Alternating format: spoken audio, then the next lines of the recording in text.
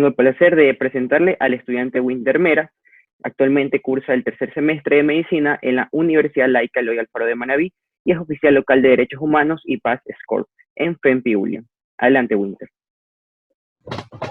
Antes de empezar mi presentación y presentarme ante ustedes, quisiera empezar con esta frase. No es que crean en ti, es reflejarles que crees en ti mismo.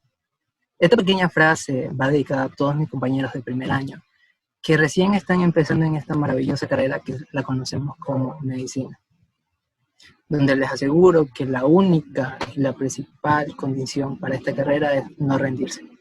Muy buenas noches, soy Winter Josué Mera Quispe, también conocido como Dr. Dino, pero eso será tema de conversación para otra charla.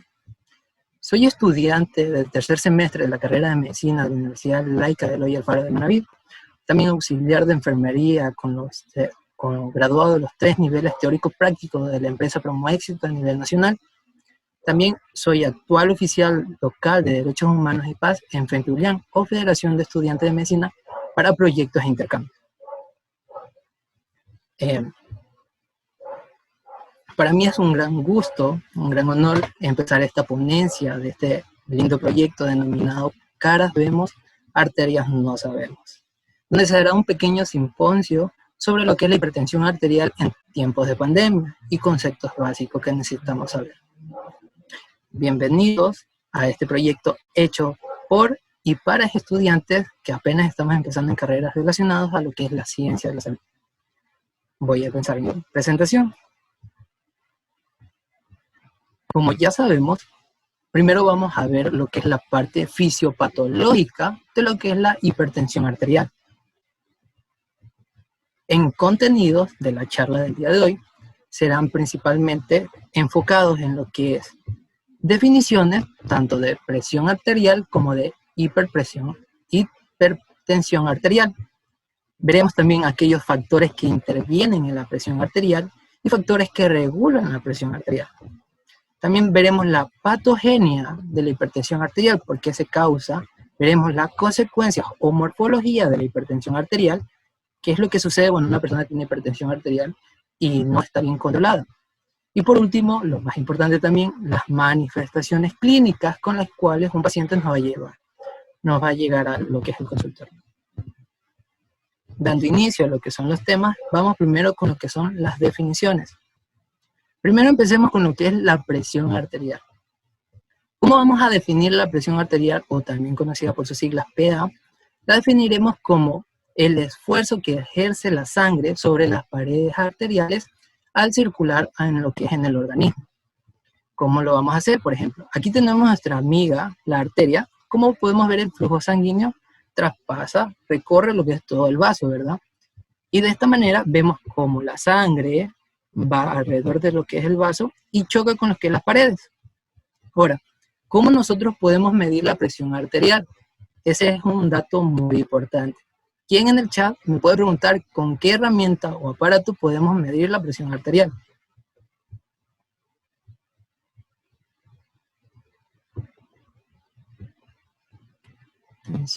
Listo, la primera que yo alcancé a ver, ya se contestó, fue Dayana, ¿verdad? ¿Me confirmas, Andy? Sí, es Dayana, tiene un punto. Listo, Dayana, exacto.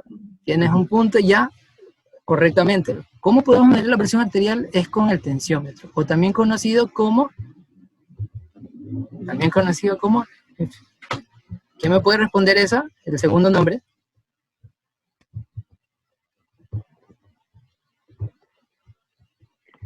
Efinómetro, exacto. ¿Quién me contestó primero? Andy, ¿me confirmas? Sí, Moisés Plaza. Sí, Moisés Plaza, exacto. Esos son los dos nombres con los que nosotros vamos a conocer al tensiómetro. ¿Y cuáles son estos? Estos van a tener dos presentaciones. Van a ser lo que es el manual, el más práctico que se utiliza en todas las clínicas y lo que son hospitales. Y tenemos también el digital, el que el actual se está utilizando mucho, pero cualquiera de los dos nos van a dar valores. Aquellos valores que nosotros debemos interpretar correctamente como estudiante de medicina o estudiante de la carrera de enfermería para poder darle un correcto diagnóstico al paciente o a la persona que se encuentra en ese momento. El valor normal de lo que es la presión arterial es de 120 sobre 80 milímetros de mercurio. Es un valor óptimo.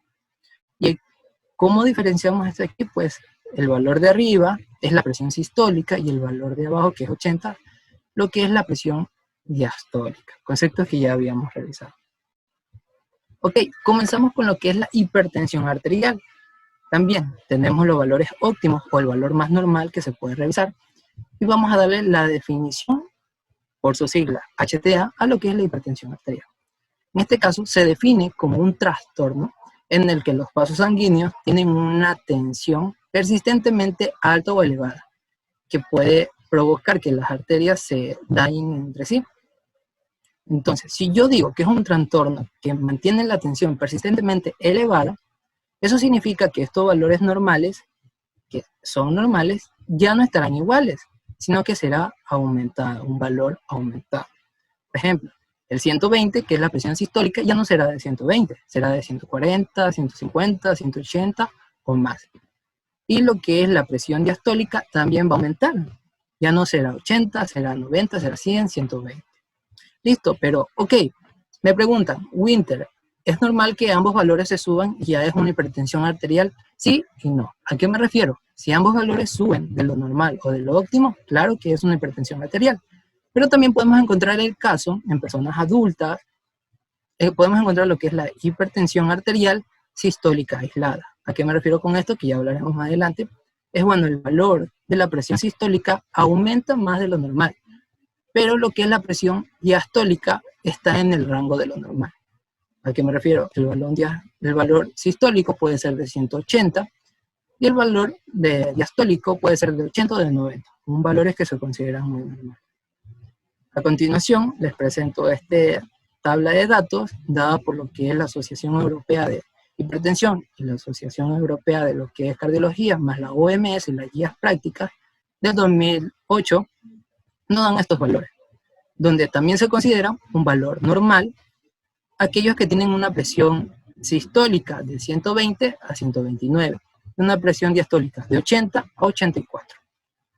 Ya bueno, ya se considera un valor elevado o ya propenso a ser hipertenso, encontramos lo que son valores en la presión sistólica de 130 a 140 o a 139 y un valor de presión diastólica de 85 a 89 milímetros de mercurio. Ya comenzamos a clasificarla como grado 1, grado 2 y grado 3 cuando aumenta o pasa de estos valores. Por ejemplo, grado 1 es 140 hasta 159 en lo que es presión sistólica, y presión diastólica de 90 a 99 milímetros de mercurio. En un grado 2 es de 160 a 179 en su presión sistólica y en su presión diastólica de 100 a 109. En un grado 3 ya son valores, son iguales o mayor a 180 milímetros de mercurio en la parte sistólica y en la parte diastólica un valor igual o mayor a 110 milímetros de mercurio. Y en este caso de aquí encontramos la hipertensión sistólica aislada, la que yo le había comentado, que son valores que se encuentran igual o mayor de 140 milímetros de mercurio en la presión diastólica, pero la presión diastólica se encuentra en valores normales. Por ejemplo, puede ser menor o igual a 90 milímetros de mercurio. Tenemos como información vital que la OMS recalca o puede afirmar que la hipertensión arterial como una enfermedad global, en su informe de 2013, nos confirma que la hipertensión constituye a lo que es la carga de cardiopatía, que eso lo veremos más adelante en la segunda fase. ¿Qué me refiero con esto? Puede provocar lo que es cardiopatía isquémica, lo que son accidentes cerebrovasculares, como lo que es un ictus isquémico, que en este caso es una isquemia cerebral, un ictus hemorrágico, que es una hemorragia cerebral, insuficiencia renal, y puede aumentar principalmente la mortalidad y lo que son discapacidades prematuras, y donde se ven afectados principalmente los países de ingresos bajos o ingresos medianos. Ya conociendo estos valores estándares y normales ya establecidos, vamos a entrar a la parte de la fisiopatología, cómo es que se produce todo esto y cómo es que se regula. Recuerden que cualquier pregunta las pueden hacer en el chat y se dejarán escritas. Factores que intervienen en lo que es la presión arterial. Vamos a tener dos muy importantes factores, como cuáles van a ser. Van a ser el gasto cardíaco, y lo que es la resistencia periférica de los vasos. Cuando yo hablo de lo que es un gasto cardíaco, va a estar constituido de dos elementos más. En este caso van a ser el volumen sistólico y lo que es la frecuencia cardíaca, cuando nos referimos al gasto cardíaco. Bueno, aquí tenemos a nuestro pequeño amigo, el corazón, si lo vemos cómo funciona correctamente. La pregunta de esta diapo es, ¿quién me puede decir qué significa el volumen sistólico? Ya, la primera persona que contestó correctamente, Cristian González, ya se respondió correctamente en este caso. Ya. ¿Dónde está? Cristian González nos dice, volumen de sangre que sale de los ventrículos. En este caso, recordemos que el volumen sistólico era aquella cantidad de sangre que se eyectaba desde los ventrículos, por ejemplo, el ventrículo izquierdo, por lo que es la aorta, hacia el resto de los órganos. Era aquel volumen y aquella fuerza de sangre que se expulsaba desde lo que era el ventrículo. ¿Y por cuál se ve regulado lo que es este factor? Pues se ve regulado por lo que es el volumen intravascular, especialmente dado por el sodio. Ya explicaremos más adelante por qué. Bueno, hablábamos de la frecuencia cardíaca, es un concepto muy básico que debemos saber para los estudiantes del primer semestre.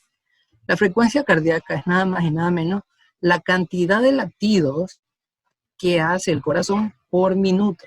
Sabemos que un promedio base es de 80 a 100 latidos por minuto y se ve controlada principalmente por el sistema nervioso autónomo. Ahora, cuando yo hablaba de resistencia periférica, nos referimos a lo que es el diámetro o la luz de los vasos. ¿A qué me refiero? Por ejemplo, si el vaso se ve obstruido o su diámetro disminuye, va a aumentar la resistencia periférica para el flujo sanguíneo de sangre. Por ende, si aumenta la resistencia periférica, como este es uno de los factores que intervienen, va a aumentar la presión arterial.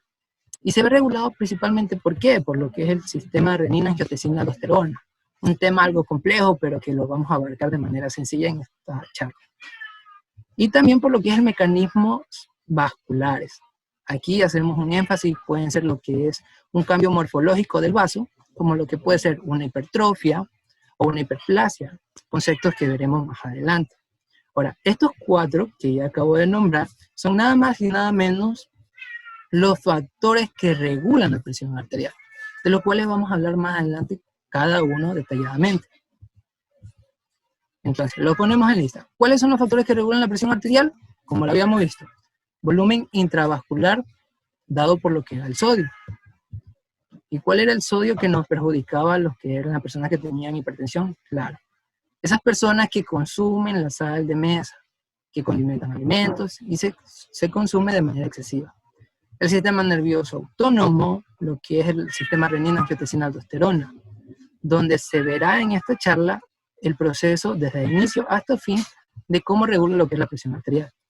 Y mecanismos vasculares, como ya lo había hablado, puede ser por una hipertrofia o una hiperplasia. Viendo los factores que regulan la presión arterial, tenemos primero a lo que es el volumen intravascular de sodio. ¿Cómo es que el sodio puede intervenir en lo que es la presión arterial?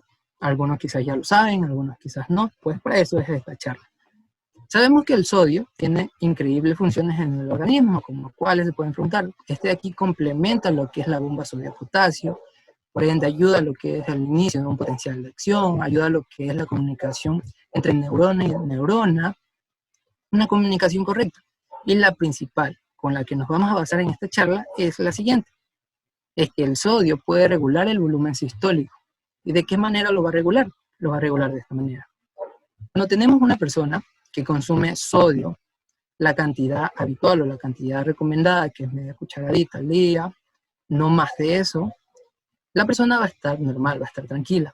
Pero bueno, ese consumo de sal, que era normal, aumenta, se duplica, se triplica, se cuatriplica, lo que va a provocarme es que el organismo ya no pueda eliminar toda esa cantidad de iones de sodio, porque hay demasiada, ya no va a poder eliminarla por medio de lo que es la orina. Entonces, ¿qué me va a provocar?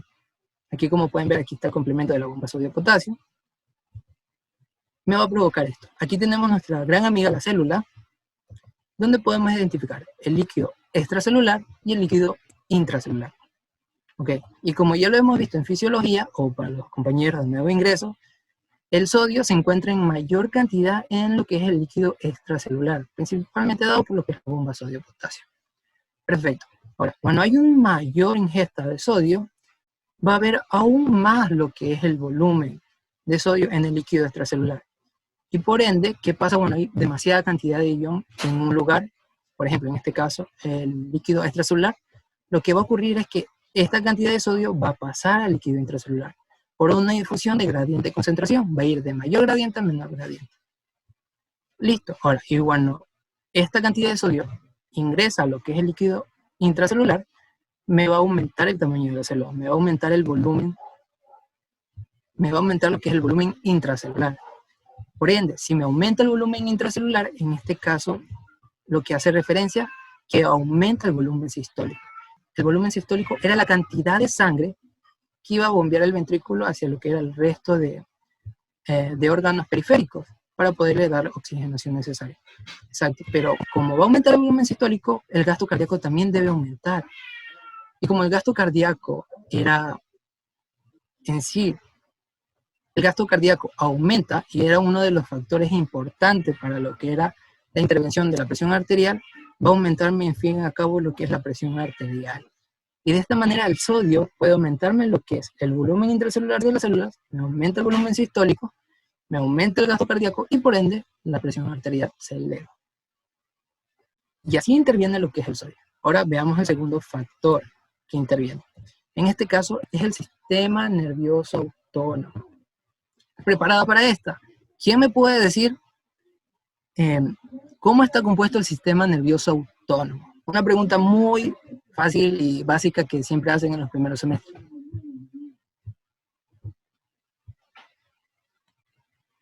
Ya tenemos una respuesta, por favor no escribir. Si no me equivoco, Joseph Brian Álava. ¿Me puedes confirmar, Andy? Sí, está bien, Joseph.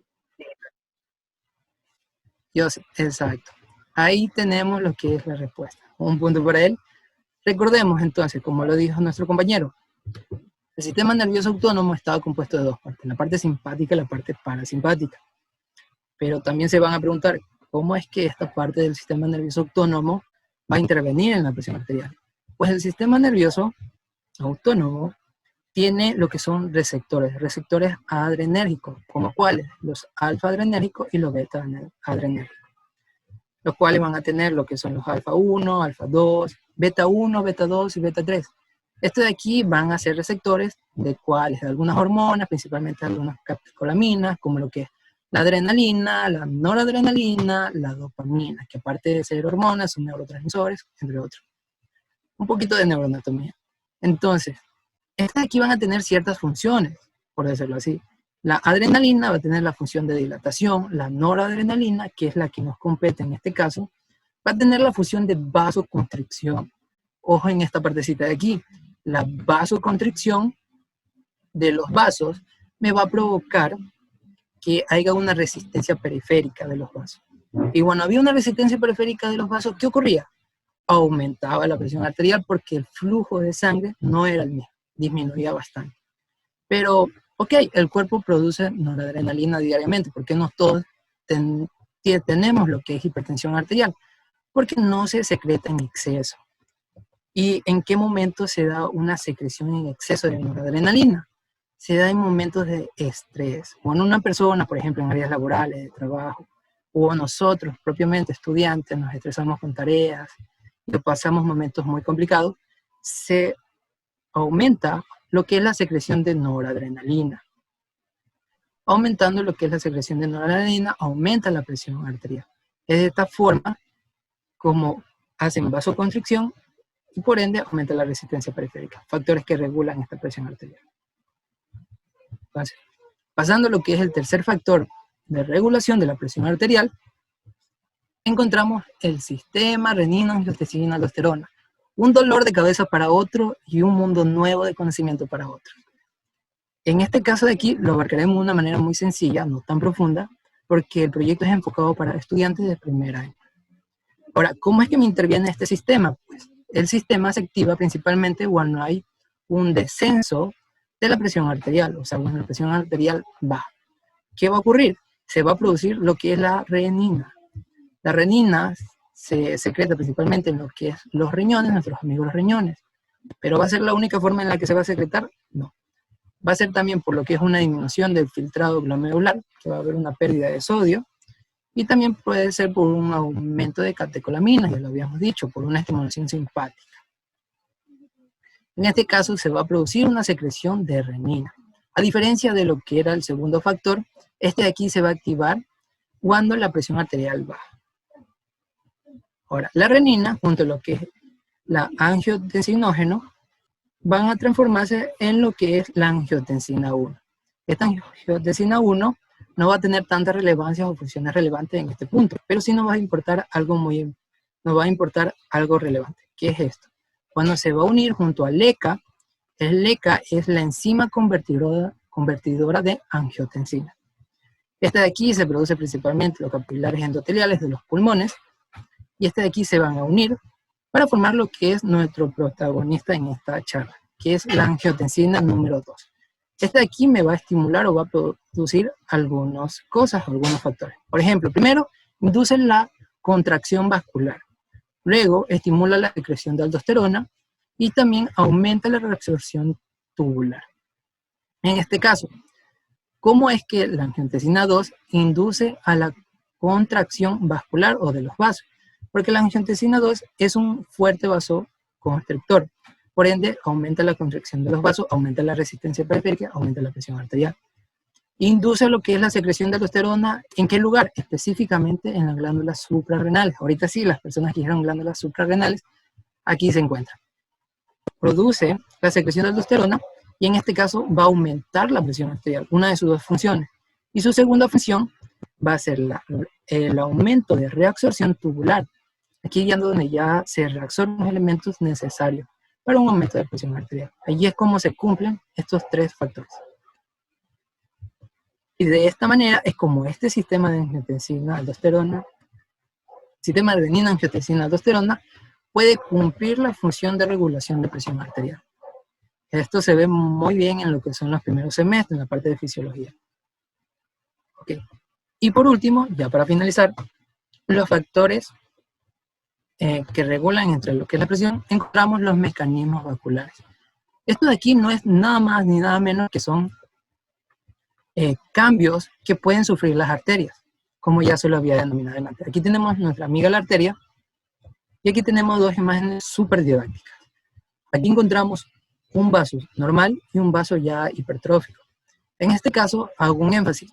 Las personas que tienen hipertensión arterial y no están siendo controladas adecuadamente o no tienen un tratamiento adecuado, lo que va a suceder con el tiempo, que como cualquier músculo, cualquier órgano que se esfuerza mucho o realiza mucho trabajo, se va a hipertrofiar, va a haber una remodelación, va a haber un cambio. En este caso vemos que la luz de este vaso es normal, pero en este de aquí va a disminuir. En el caso de que el diámetro del vaso disminuye, va a aumentar lo que es la resistencia periférica. Y habíamos hablado de eso, la resistencia periférica es nada más y nada menos que me resulta lo que es el aumento de la presión arterial. ¿Por qué? Porque impide el flujo de sangre.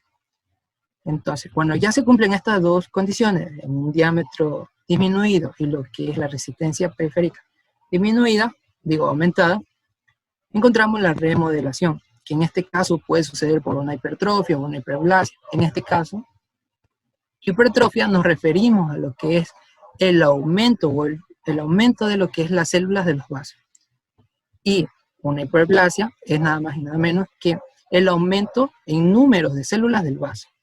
Por ende, me reduce el diámetro y se aumenta la resistencia periférica. De esta manera es como también se regula lo que es la presión arterial. Pero bueno, las personas no se controlan en este punto específico. Ya visto la parte fisiopatológica, que es algo muy importante, encontramos la parte de las patogenias o causas de la hipertensión arterial. Bueno, para dividir este segmento necesitamos dividir a la hipertensión en hipertensión esencial e hipertensión secundaria, donde el 90 a 95% de los casos de personas con hipertensión que van a llegar al consultorio, les aseguro que es una hipertensión esencial. Y bueno, hablamos de esta hipertensión, es que puede tener orígenes variables, distintos, muchos tipos de origen. En este caso tenemos factores genéticos, como cuáles pueden ser los factores genéticos. En este caso, una falla en los receptores de angiotensinógeno, que puede haber una falla y aumenta por ende la presión arterial. Una disminución en la secreción renal, cuando ya no se elimina correctamente lo que es el sodio. Y tenemos también influencias vasoconstrictoras, los vasos se contraen, y la más importante de todas las factores ambientales. ¿Como cuáles? Aquí podemos decir factores de obesidad, personas con obesidad, personas que no realicen mucho actividad física, personas en constante estrés, como ya lo habíamos visto, y el que mata a todos, pero no nos damos cuenta. En este caso, la sal de casa o el cloruro de sodio. En este caso, un consumo excesivo de sal puede aumentar, como ya lo vieron, la presión arterial, pudiendo llegar a una hipertensión arterial. También, esto me lo preguntaron hace unas semanas, ¿qué otro factor es importante y la gente aún no conoce? El alcohol y el tabaco. El alcohol y el tabaco son factores relativamente que aumentan el riesgo a obtener esta patología. Y lo que es la hipertensión secundaria, que va desde un 5 a un 10% de pacientes, que es muy rara vez encontrar, pero que se puede encontrar, van a ser, como ejemplo, hipertensión renovascular.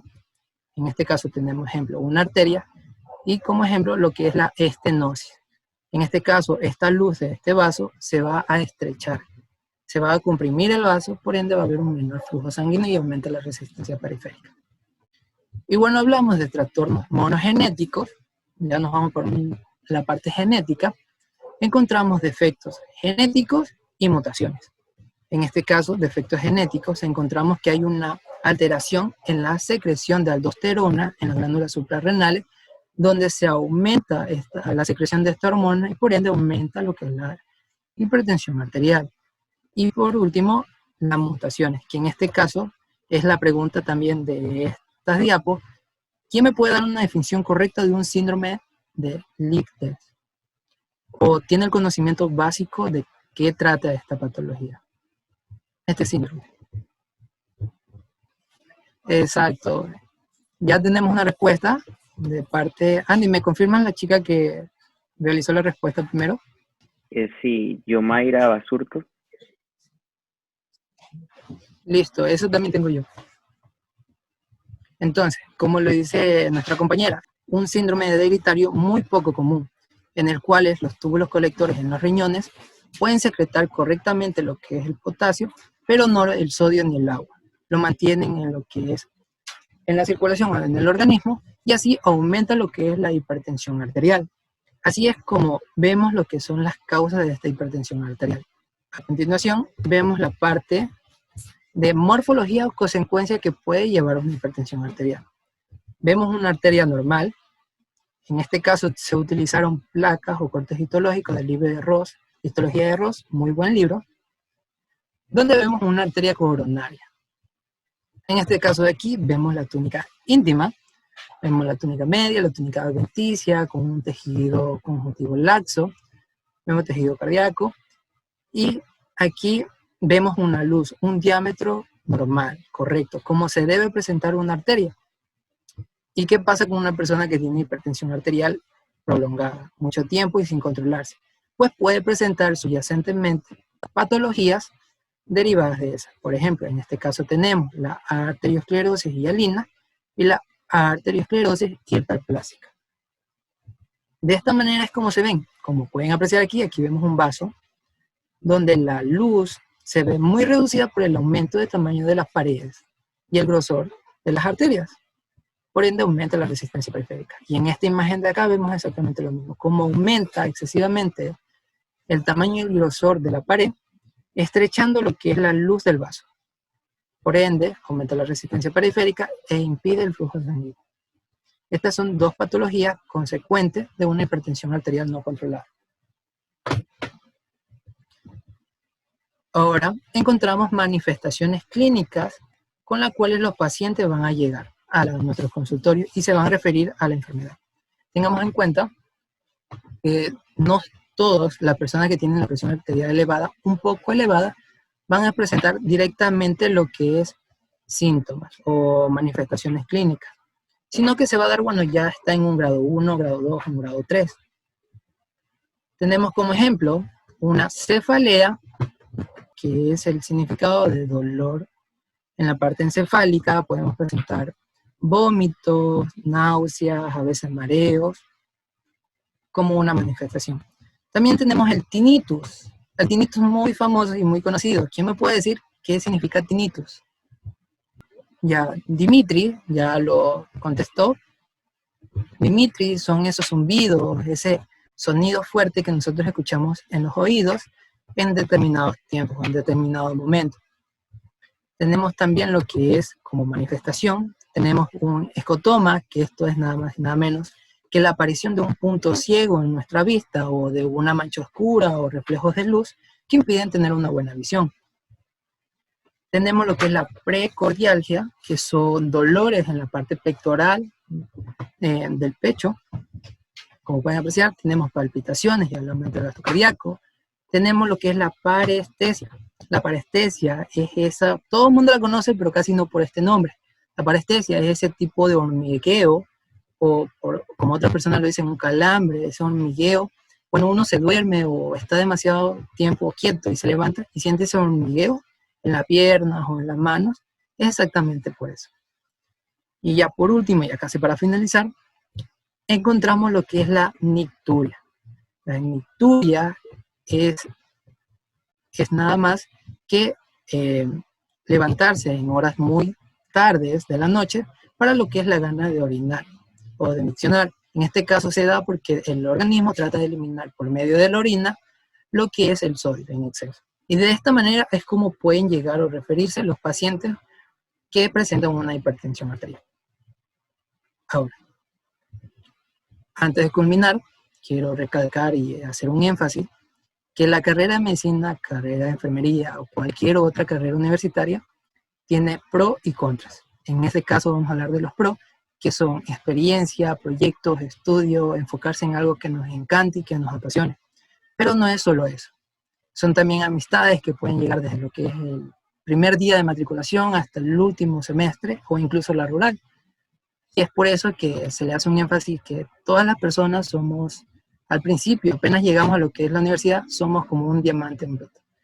Porque falta solo ser pulidos y recuerden que a veces hay problemas y que los diamantes son creados bajo presión. Así que por eso le hago este énfasis con este meme que dice, cuando entra lo que es la rural con mis compañeros, con mis amigos, ya le chequeaste lo que es la presión al paciente, normalmente siempre responden sí, tiene 120 a 80, lo normal, cuando no sabemos medir bien la presión arterial.